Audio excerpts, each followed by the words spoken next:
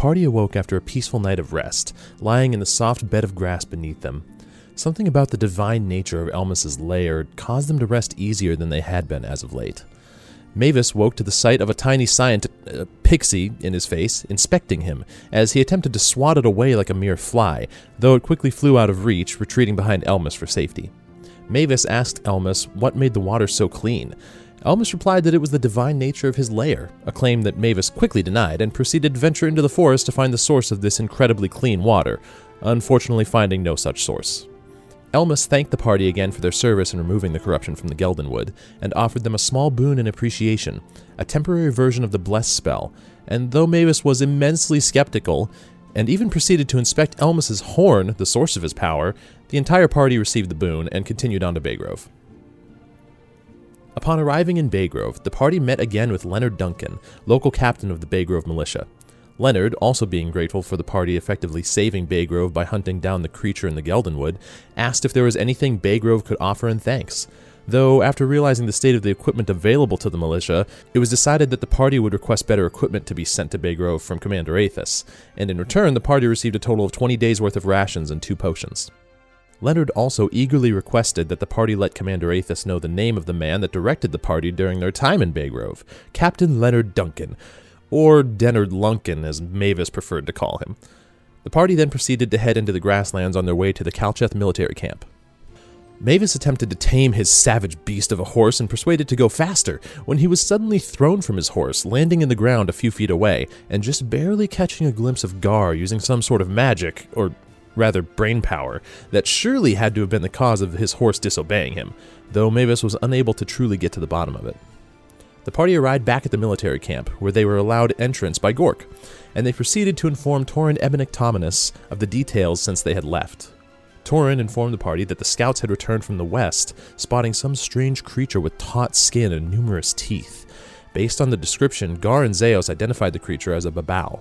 Mavis asked Torin to finish explaining the different stages of a portal connected to the Abyss.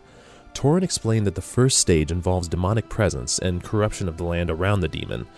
The second stage involving stronger corruption of the land, including extreme weather. The third stage causing the portal to become more permanent in the world, only lying dormant, even if closed. And the fourth stage involving the entrance of a demon lord, uniting the stray demons, and if the portal were left unchecked, the plane would become another layer of the Abyss. The party informed Aethys of the situation back in Baygrove, and Aethys quickly approved a request for new weaponry and equipment for the Baygrove militia, on account of his friendship with Commander Baldric. Out of nothing but the best interest for Commander Aethys, Gar and Mavis suggested that he drink some water or hot tea to help with his voice, though Aethys seemed thoroughly unamused. After making sure their horses were refreshed, the party traveled west towards the coast. Upon reaching the beach, the party witnessed a shadow emerging from behind the cliffs bordering the coast, followed by a flash of light as a flail was swung through the air, slamming into the shadow being, causing it to dissipate into the air.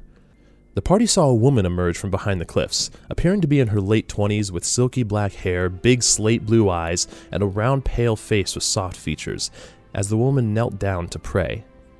The woman introduced herself as May Marivaldi, a name that is definitely not connected to the Mafia in any way.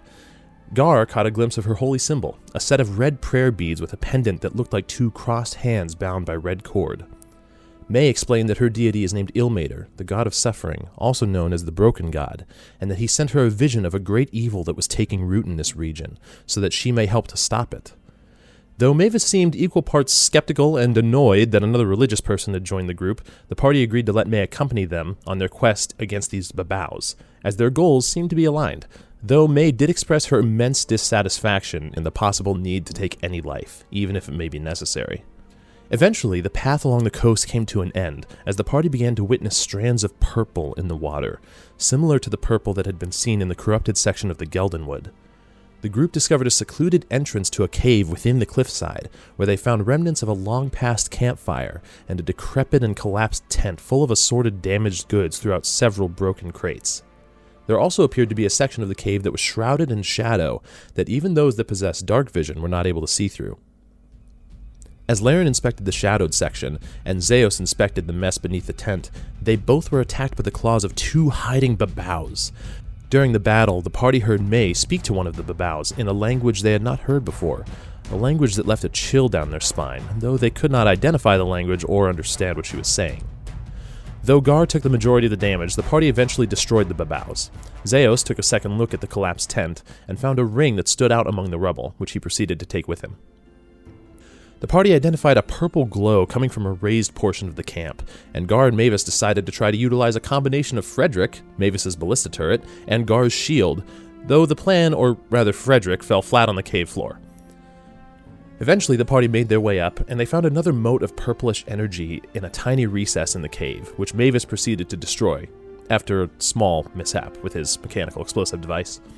The party then made their way back to the military camp. Along the way, Gar spoke with May a bit about how he appreciates having another person of faith in the group, and warned her of Mavis's intense doubt of the divine, while May explained that some people need to see evidence of the divine before they can accept that it exists. The group entered the military camp, and while they were informing Torin that they were successful in destroying the second tether, scouts returned from the north in a panic, claiming that they'd found ruins from the first age. Zeos took charge of the situation and told the scouts to describe everything that they saw, as they went on to describe that they only saw ruins of a small tower, immediately simply assuming that it was from the first age, and thinking it best that rather than explore further, they returned to share what they saw. Torin told the party to exercise caution going forward, as things from the first age can be powerful and dangerous. He also realized that the first tether could have been siphoning from the magical nature of the Geldenwood, and observed that the portal was still quite powerful even after destroying 2 of the tethers, drawing a conclusion that this third tether could be the most powerful, and siphoning energy from a very powerful source. Gar overheard some conversation from the gate to the camp between a commoner and 2 guards. Gar asked Laren if she could sneak closer to listen in, as she overheard conversation about the Knox family taking advantage of the lack of militia in Calcheth. The guards reassured the commoner that they would return once their job was done, though it seemed to do little to help. Commander Aethys chimed in, stating that the Knox family are a family of thieves, assassins, black market dealers, and the like, as he noticed May, who now introduced herself as Templar Captain May Marivaldi, which Aethys recognized as a paladin rank. Mavis asked where Aethys kept the booze in this camp, to which Aethys remained stoic and left the group to their conversation. The party heard a pulse of energy from above, as they now witnessed a tether materialize, connecting the portal to a location to the north, as it appeared to almost feed some sort of energy into the portal, and then the tether disappeared. Though Torin didn't know what this meant, he noticed that the portal appeared stable, and concluded that the party should be able to stay the night and recover their strength before heading north, leaving the party to spend the rest of the day as they wish, before heading north to the ruins, to sever the final tether powering this dark portal in the sky.